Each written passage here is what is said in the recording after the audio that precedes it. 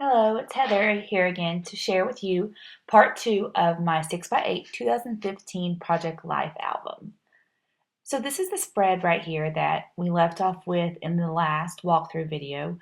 So I'm just going to continue on. This spread is in March. I'm going to be showing you March through May pages here. This particular spread was made with the Project Life kit from Studio Calico. I believe it was the March Odyssey kit. I used it for that spread as well as this spread, and I think it's so neat that you could use the same kit and get two different looks out of it. Like I feel this one's so much lighter looking than the previous page.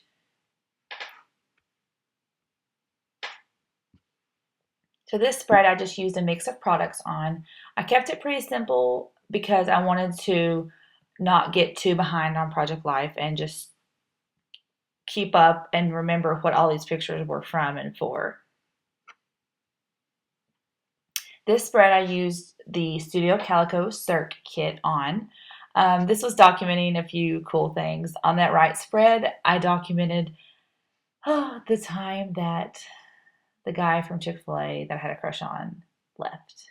It was a sad day. March 27th. Anyways, this spread, I just documented some things from spring break that we did. That picture that I'm pointing at there is my room. And I had just made the gallery wall, and I had actually Instagrammed that picture and tagged Pottery Barn in it, and they re-Instagrammed it. I was so excited. It was so cool. My bedspread is from Pottery Barn, in case you were wondering. Anyway, moving on. This right part of this spread is actually a miniature scrapbook layout. It seemed like I hadn't scrapbooked in forever, and so I wanted to include something new and different in my Project Life album. And I have no rules in my Project Life album, so sure, I added a miniature spread in it. And I think it's so cool just to have different things in it. I like variety. Variety is the spice of life, as they say. So this spread, I used the Studio Calico Park Avenue kit, I guess, from December.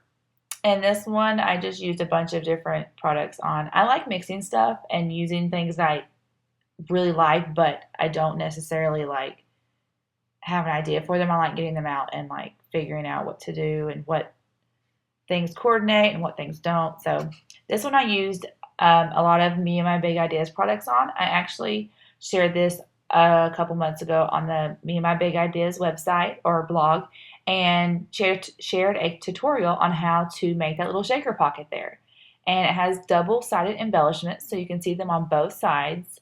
And it's super easy and fun, and I think it's so cute that you can see it on both sides, on one spread and then on the other spread. This one I did a process video on. It's a few videos back if you're interested. I'm using a lot of Dear Lizzie's Fine and Dandy Project Life cards. They're some of my favorites. And this one is one of my least favorite pages ever. I kind of hate it.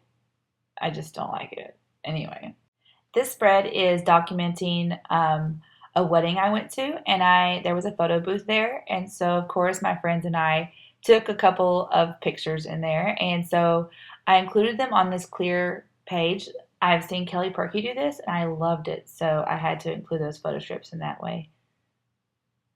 And I'm kind of obsessed with stamping on photos, if you haven't noticed. That pool day, I just love it.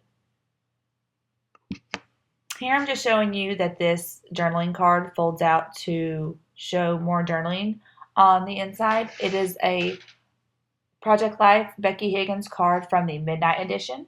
I like that collection has a bunch of black and white cards so they coordinate with any patterns and colors. So here's the last spread in my 6x8 Project Life album. From now until the end of this year, I plan on doing 6x12 format for Project Life. I am behind about 2 months in my Project Life album right now because I've been traveling this summer. So I hope to catch up on that so I can show you all what it looks like to do 6x12 Project Life. Leave me any comments if you have any questions, and thank you so much for watching. Have a great day. Bye.